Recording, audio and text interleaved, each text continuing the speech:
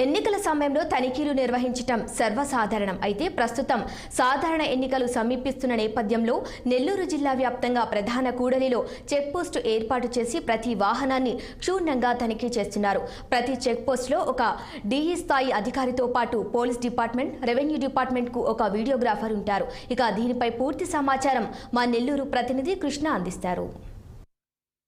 ఆంధ్రప్రదేశ్ రాష్ట్ర వ్యాప్తంగా మే 13వ తారీఖున సాధారణ ఎన్నికలకు సంబంధించి పోలింగ్ జరగనుంది. ఈ నేపథ్యంలోనే నెల్లూరు జిల్లా వ్యాప్తంగా కూడా అభ్యర్థులు ముమ్మరంగా ప్రచారాలకు వెళ్తూ ఉన్నారు. అయితే ఈ ప్రచార సందర్భం కావచ్చు, ఎన్నికల సందర్భంగా ఓటర్లను ఈ యొక్క అభ్యర్థులు ఏదైతే ప్రధాన రాజకీయ పార్టీలు కావచ్చు, ఇండిపెండెంట్ అభ్యర్థులు కావచ్చు పోటీలో ఉన్నారో ఓటర్లను ప్రలోభ పెట్టడానికి రకరకాల ఎత్తుల పై ఎత్తులతో కూడా ఓటర్లు ఆకర్షించడానికి కూడా ఓటర్లకి ప్రచారాలకు వెళ్తున్నారు. ఈ నేపథ్యంలోనే ఓటర్లను ఈ రేపు జరుగుతున్న ఎన్నికల్లో ప్రలోభాలు పెట్టి ఇట్లా ఆకర్షమైన బహుమతులు కావచ్చు, నగదు రూపేణ ఓటర్లను ప్రలోభ పెట్టే అవకాశం ఉన్నది కనుక కేంద్ర ఎన్నికల సంఘం ఈసీ ఆదేశాల మేరకు నెల్లూరు జిల్లాలోని నలుమూలల పలు ప్రాంతాల్లో కూడా చెక్ పోస్టులు ఏర్పాటు చేశారు.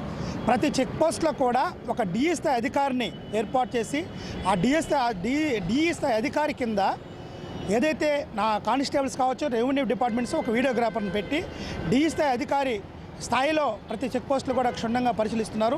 ఇట్లా విలేజ్ నుంచి కావచ్చు, పట్టణాల నుంచి కావచ్చు వస్తున్న వెహికల్ని, లోపలికి వస్తున్న వెహికల్ని ప్రతి వెహికల్ని కూడా క్షుణ్ణంగా పరిశీలిస్తున్నారు.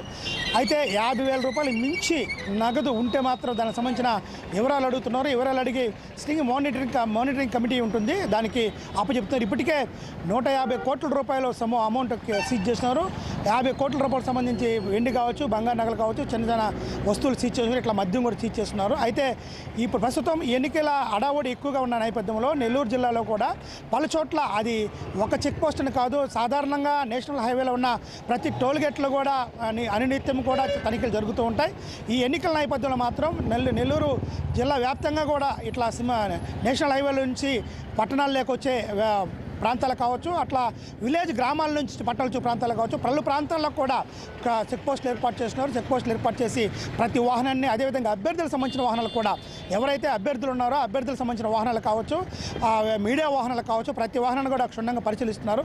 ఎక్కడి నుంచి వస్తున్నారు, ఏ తీసుకుపోతున్నారు, ప్రస్తుతం కారులో ఉన్న డాష్ బోర్డు కాడ నుంచి డిక్కీ వరకు ప్రతిదీ అణువున పరిశీలిస్తున్నారు. అయితే ఈ నేపథ్యంలోనే అభ్యర్థులు ఓటర్లను ప్రలోభ పెట్టడానికి ఇట్లా మద్యం కావచ్చు, డబ్బు కావచ్చు, అదేవిధంగా వస్తువులు కావచ్చు, వెండి వస్తువులు ఏదైనా సరే ఓటర్లకు చేర్చడానికి రకరకాల ప్రయత్నాల ద్వారా పంపిస్తారు కనుక ఇట్లా అధికార పార్టీని కాదు, ప్రతిపక్ష పార్టీని కాదు, ప్రతి ఒక్కరిది కూడా క్షుణ్ణంగా పరిశీలిస్తూ ఎటువంటి ఇట్లా ప్రలోభ పెట్టడానికి ఎటువంటి ఇబ్బందులు లేకుండా ఇట్లా నగదు కానీ ఏదైనా దొరికితే చేస్తున్నారు. అయితే ముఖ్యంగా జిల్లా కలెక్టర్ కూడా తెలియజేస్తున్నారు, ప్రజలు కూడా ఏదైనా అవసరం నిమిత్తం డబ్బులు, ఏదైనా మ్యారేజ్ కావచ్చు, ఏదైనా ఫంక్షన్ నిమిత్తం అమౌంట్ ఏదైనా డ్రా చేస్తే దానికి సంబంధించిన పత్రాలు, మీరు డ్రా చేసిన అమౌంట్ సంబంధించి, మీరు తీసుకెళ్తున్న అమౌంట్ సంబంధించి పత్రాలు, దానికి సంబంధించిన వివరాలు చూపిస్తే మాత్రం అమౌంట్ మళ్ళీ తిరిగి రిటర్న్ చేయడం జరుగుతుంది.